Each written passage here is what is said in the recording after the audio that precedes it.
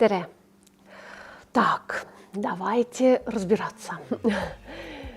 Будем сегодня говорить на очень сложную тему. Для начала маленький экскурс в грамматику русского языка. Посмотрим, что вы помните. В русском языке есть такое понятие, как законченность или незаконченность действия. Законченность или незаконченность отражает глагол.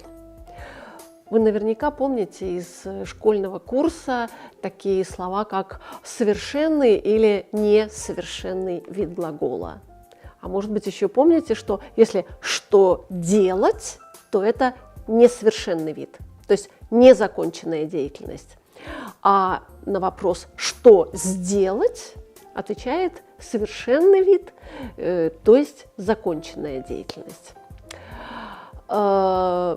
Допустим, я что делаю? Читаю книгу.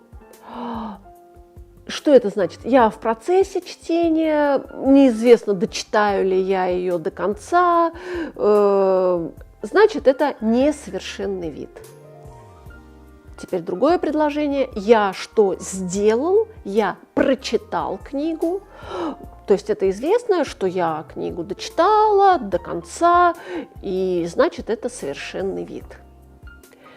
И обратите внимание, что и в первом, и во втором случае я читаю книгу или я прочитала книгу, меняется на русском языке глагол. А существительное книгу остается неизменным.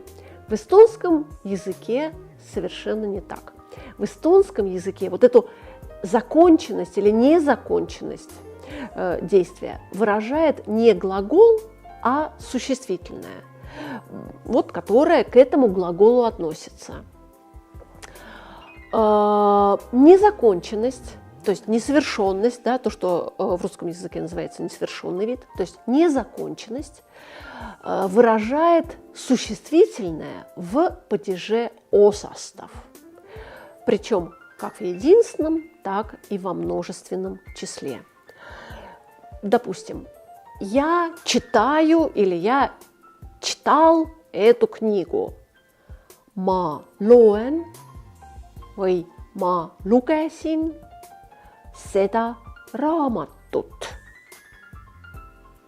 Seda raamatut – это осастав единственного числа. Следующее предложение. Я читаю или читал эти книги. Ma loen või lugesin neid raamatuid. Neid raamatuid. Здесь мы употребили осастав mitmus, то есть осастав множественного числа. Теперь давайте посмотрим на законченность. Законченность выражает существительное в падеже, теперь омастав, если существительное стоит в единственном числе.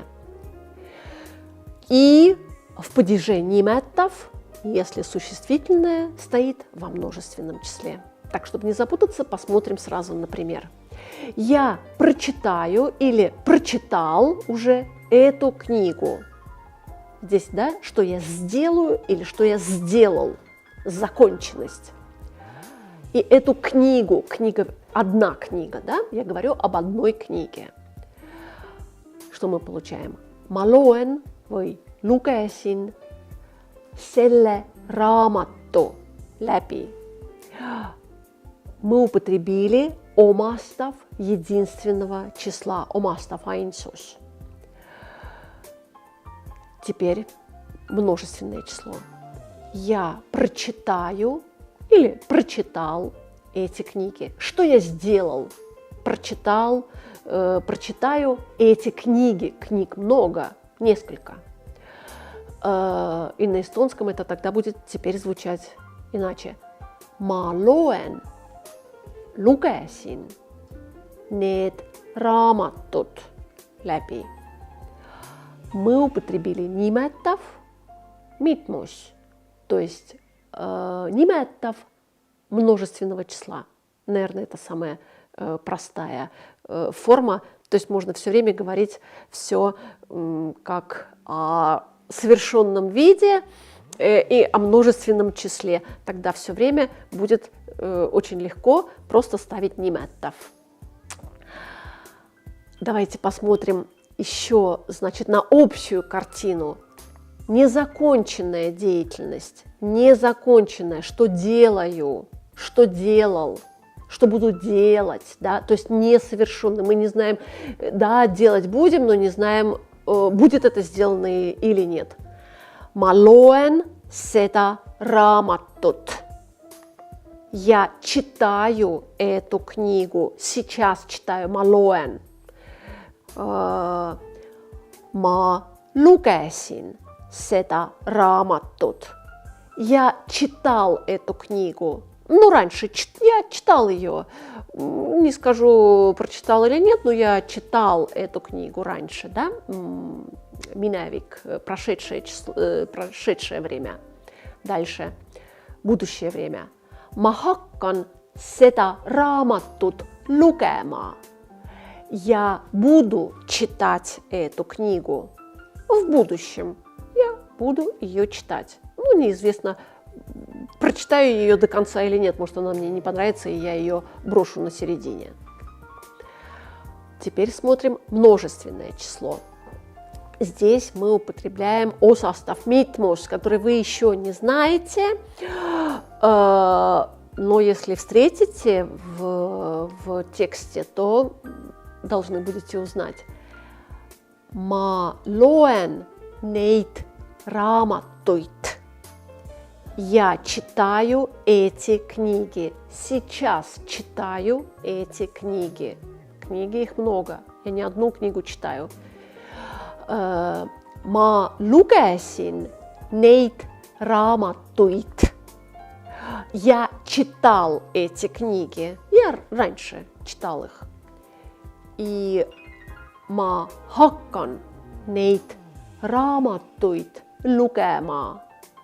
Я буду читать эти книги в будущем. Это мы говорили о незаконченной деятельности. Теперь поговорим о законченной деятельности. Если в незаконченной, о чем мы говорили, и в единственном, и во множественном числе употреблялся осастав, да? Здесь мы про осастав забываем и вспоминаем в единственном числе омастав. Если я хочу сказать, я говорю, что я, допустим, в будущем я прочитаю эту книгу, то я говорю на эстонском языке «Ma loen selle raamatu läbi». А если я раньше, я уже прочитал эту книгу, все, уже дело сделано, книга прочитана. Ma lugesin selle raamatu läbi. Вы, кстати, вдруг, если как-то не сразу все поняли, вы подумаете и спросите, а в настоящем времени, а сейчас? А в настоящем времени не может быть совершенного времени. Правильно? Оно может быть только в будущем. Я прочитаю или я прочитал. Нету такого «я прочитываю книгу». То есть в совершенном времени есть только будущее или прошлое. Но дальше не путаю вас. Главное, что когда что-то свершилось или свершится, до конца будет сделано, то мы употребляем в единственном числе омастав. Ma loen selle raamatu läbi või ma lugesin selle raamatu läbi. Теперь переходим к множественному числу. Я хочу сказать, я прочитаю эти книги. До конца, это точно, я сделаю это, я прочитаю их. И эти книги, их будет много, и все я их прочитаю. Ma loen need raamatud läbi. Ma loen need raamatud läbi. Need raamatud стоят в падеже nimettav в именительном падеже множественного числа.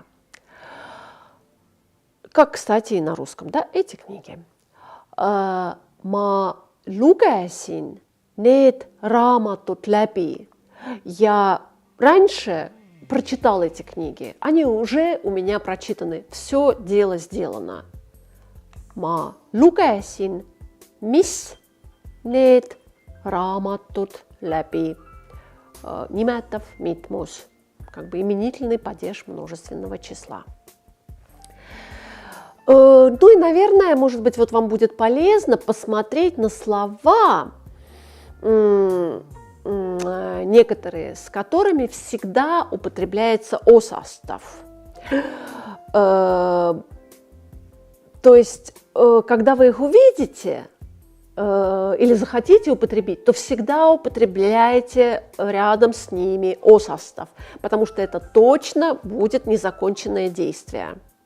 Как, впрочем, и на русском языке. Например, iga päev, каждый день. Нельзя сказать, я каждый день прочитаю книгу, да? Я каждый день читаю. И здесь будет, значит, у нас на эстонском слово существительное стоять осостав. Iga päev, каждый день. Tihti, часто. Sageli, зачастую, частенько. Pidevalt, постоянно. Harva, редко.